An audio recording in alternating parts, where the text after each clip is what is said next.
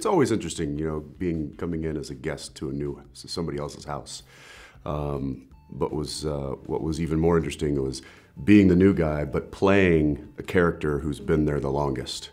Because as we know, Soldier Boy was the original superhero, so having to kind of bring that character to life in a way that feels like he's been rooted in this world for such a long time was a bit of a challenge, but it was a fun challenge, and it was great. Everybody was very welcoming. The cast was great. The crew was great.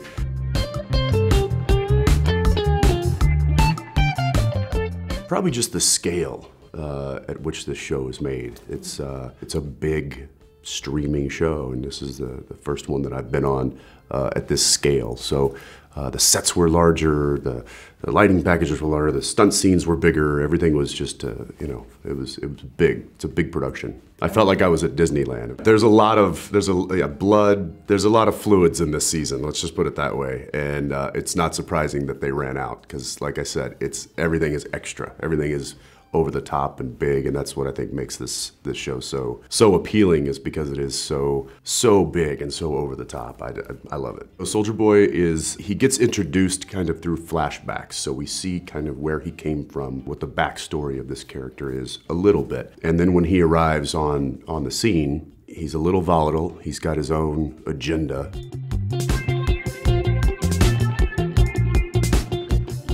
Great question. I did not, and that was on purpose. I actually had asked Kripke if that was something that I should do in preparation for the role, to get some backstory, to get maybe a template of where to build this character from, and he steered me away from that. He was like, no, don't do that, because they're not sticking to the comics verbatim. It's using it more as kind of inspiration for what this world is on television. So he asked that I not do that, and that I just take the page for what it's worth and bring my own instincts and not be influenced by something that I'd read.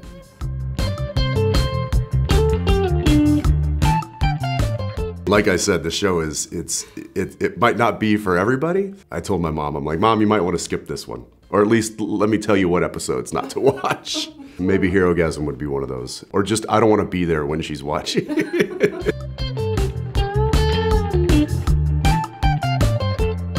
The fact that the writers decided to tackle this season, it was, I think, shocking to everybody. How are they going to do this? What's this going to look like?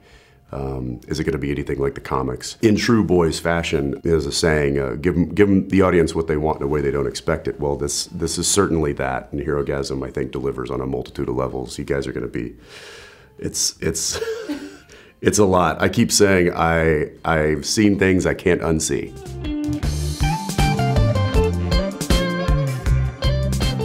Probably like Homelander. I don't need the laser eyes. I don't need the ego. I don't need any of that stuff. I just want to fly like a bird. To see what? To go to a country just to see the Earth? Yeah. Just there's these cameras now that they've mounted onto the back of like eagles, and you can like see what it's like to fly like over mountain peaks and eagles. You know, I don't know.